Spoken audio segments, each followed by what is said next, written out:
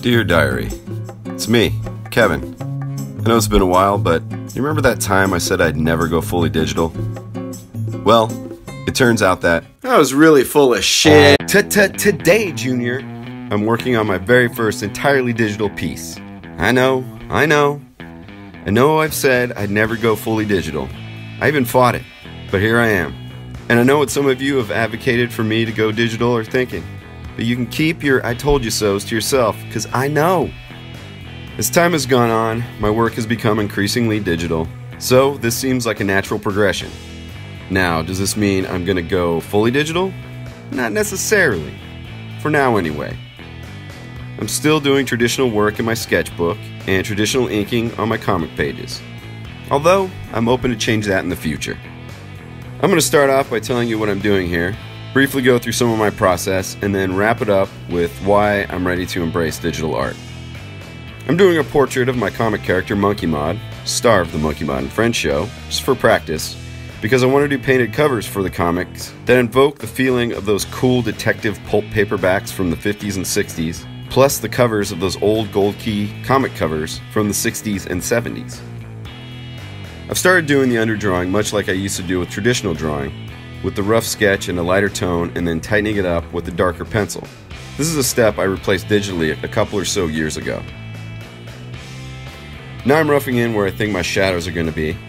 This step turned out to be kind of unnecessary. I'll get to why in a minute, but I'm going to cut this step out in the future to save some time. With the underdrawing done, I'm laying in flat colors just like I'd do if I was coloring a comic page. There might be a better way to do this for a digital painting, but it gets the job done. Here's why I said that roughing in the shadows of my underdrawing was unnecessary. Because I'm doing it all over again. This time in blue. It's basically Art School 101 stuff. If your light source is warm, then your shadow side is cool, and vice versa. And I'm using the same blue color all over Monkey Mod here because when I do work in color, I like to have a hue that affects the whole piece to give it some cohesion.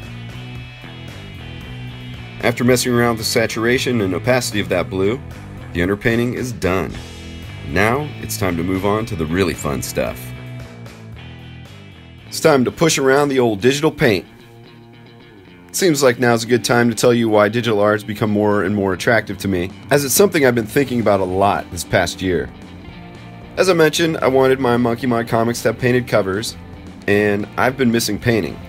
So, I set up my art table with a drop cloth, set up my palette, my paints, illustration board, my brushes, set out a couple jars of water to rinse the brushes, and I taped a reference sketch I'd done a while ago for the cover of the current issue of the Monkey Mod and Friends show that I'm almost finished with.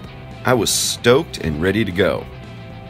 I was planning to paint in acrylic like I did years ago, but when I went to squeeze the paints I wanted to use out of their tubes, I discovered that it really had been a long time since I painted last. And most of the paint had become hard chunks of plastic or were totally unusable. It was a bummer. Then, as if the gods knew that I needed yet another distraction, I got a call about a graphic design job. So, I moved to my computer to start that. And I let my painting setup sit there for a couple days. When then, I got another job. This one was doing some music, scoring some scenes for a TV show. And I can tell you more about that in another video if you guys are interested. While I was working on those two jobs, I picked up a third, an illustration job. So now I've got graphic design, music, and illustration, and the painting setup was still there on my art table. And I found myself procrastinating on the illustration gig because it seemed like such a pain in the caboose to have to break that stuff down. And it was in that moment that a thought cemented what I'd been thinking this past year about going more digital. I thought, wouldn't it be rad if I could do all the work I do in one spot? See, I found that if I eliminate barriers while switching back and forth between the different disciplines I work in, it gets me to work faster without so much procrastination. If I can just sit down and get to what I need to do right away, I'm a happy boy. And here we are, in a modern age where I can turn on a box and do everything I need to do in one convenient place without so much cleanup or the need for as much space as I do that my current setup requires. Just turn on the computer and start and just go.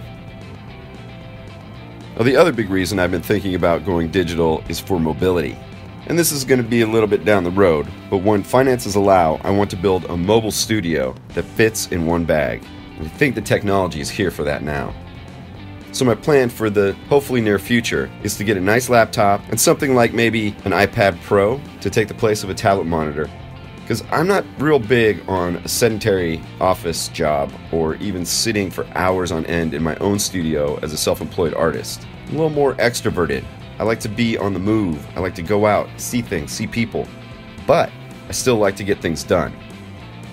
So what I'm thinking is with a mobile studio, I can feasibly do my work almost anywhere.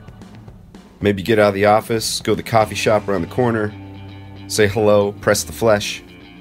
Maybe camping and get some work done out in the woods. Or go on a trip with my best gal and get work done during the downtime when we aren't adventuring or making kissy face. I want that simplicity and freedom that I think a mobile studio will give me. And here it is, my first all-digital piece finished. We've got some more practice to do, so if any of you can recommend any good digital artists to check out on YouTube or any other resources that you like that I might be able to learn from, please let me know in the comments. I'd really appreciate it. Hey, thanks for watching. Thank you for the support. Thank you for subscribing. We're just 979,000 away from 1 million subscribers. Can't do this without you. Really appreciate it. I'll see you guys next time.